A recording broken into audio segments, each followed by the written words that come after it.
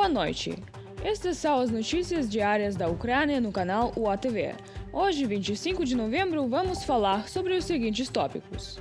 O plano de paz da Ucrânia é reduzido para 19 pontos em meio a reações dos Estados Unidos. China fala em paz, mas ainda apoia a Rússia no conflito na Ucrânia. Ataques ucranianos atingem alvos estratégicos russos.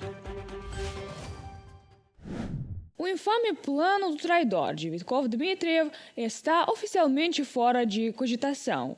Após negociações na Suíça, a equipe de Trump reduziu seu plano de paz para 19 pontos. Fontes não detalharam em quais pontos foram removidos, segundo o Financial Times. Algumas das propostas foram descartadas completamente, outras reescritas. E, como observou o assessor presidencial Alexander Beers, cada comentário do lado ucraniano recebeu uma resposta. O presidente Trump já se reuniu com o senador Rubio para revisar o resultado. De acordo com a Sky News, as conversas foram altamente produtivas. Rubio saiu bastante otimista em relação aos próximos passos e os Estados Unidos esperam um progresso real rumo a um acordo. A Ucrânia deve essa mudança de impulso ao forte apoio que está recebendo dentro dos Estados Unidos. O apoio dos democratas sempre foi sólido, mas novas pesquisas mostram que a Ucrânia e o presidente Zelensky também estão ganhando simpatia entre os republicanos. Quando perguntado sobre como os Estados Unidos deveriam lidar com Putin, 83% disseram que ele deve ser confrontado. 63% apoiaram o envio de mísseis Tomahawks para a Ucrânia e, quando se trata de por que a Ucrânia e a Rússia não chegaram a um cessar-fogo, 64% culpam Putin. Agora, vamos ouvir o que republicanos e democratas têm dito na TV sobre o plano de paz. O que eu tenho visto desde que o presidente assumiu é que ele usa algo como luvas de boxe para o presidente Zelensky e luvas de veludo para Putin. E você percebe claramente o contraste.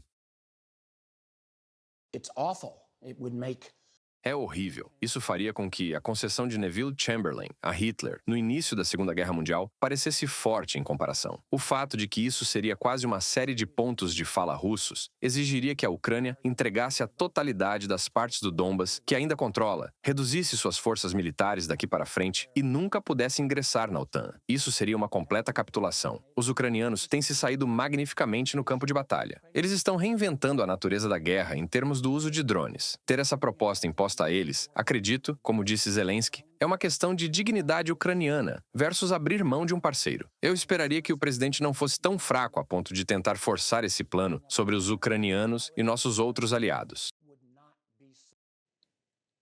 Eles veem um quadro claro. Todos os dias a Rússia demonstra seu descontentamento. Hoje a Rússia mais uma vez atacou brutalmente Kiev com mísseis e drones.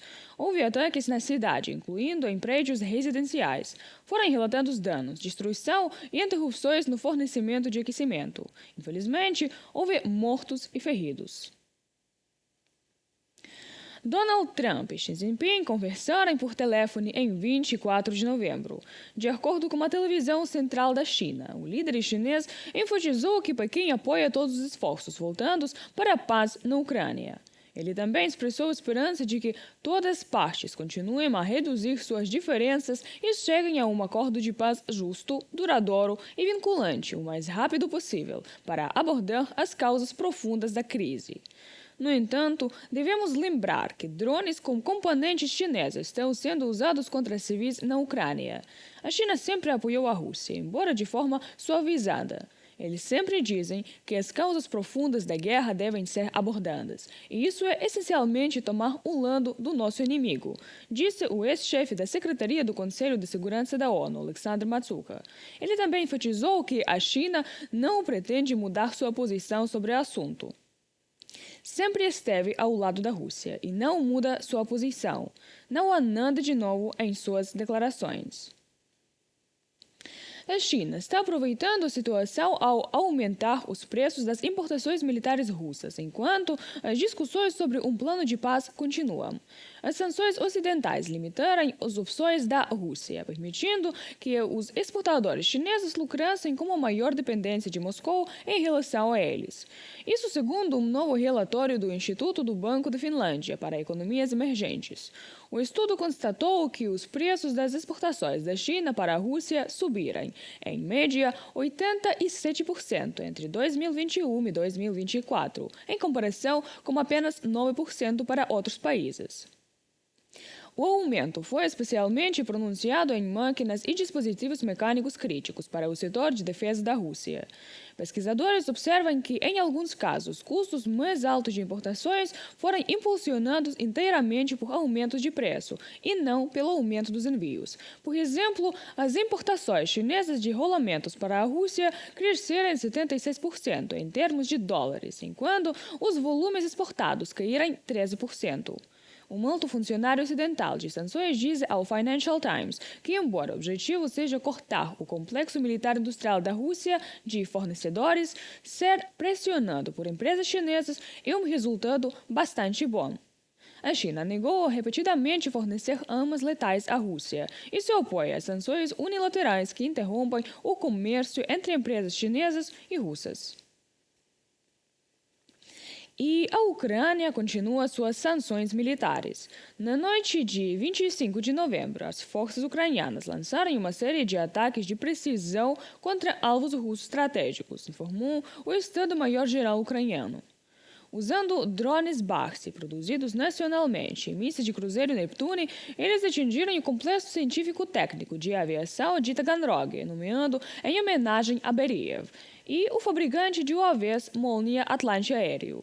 Testemunhas relataram múltiplas explosões e grandes incêndios, e uma aeronave experimental A-600 pode ter sido destruída. O ataque também teria danificado o hangar de uma fábrica que presta serviços e atualiza bombardeiros estratégicos Tu-95MS da Rússia para a versão Tu-95MSM, capaz de transportar mais mísseis de cruzeiro Kinjal. As forças ucranianas atacaram outros alvos na região de Krasnodar, na Rússia, atingindo o terminal de petróleo Cherchaisk, em Novorossiysk, e a refinaria de Tuaspinsk. Relatórios preliminares sugerem que equipamentos de carregamento de petróleo e um lançador de mísseis S-400 foram destruídos. Imagens de vídeo mostram que parece ser um míssil de defesa aérea russo atingindo um prédio residencial, com relatos locais confirmando múltiplos lançamentos de sistemas Panzer atingindo áreas civis. Uma fonte do SBU da Ucrânia confirmou: as defesas aéreas russas estão atacando ativamente a infraestrutura civil em Novorossiysk. Os vídeos mostram impactos repetidos em prédios residenciais pelos sistemas Panzer. Este foi o resumo de hoje das principais notícias sobre a Ucrânia. Se você quiser ficar por dentro das últimas atualizações, inscreva-se no nosso canal. Deixe-nos saber em comentários o que pensa sobre a situação na Ucrânia e os eventos globais. Amanhã estaremos de volta com mais informações.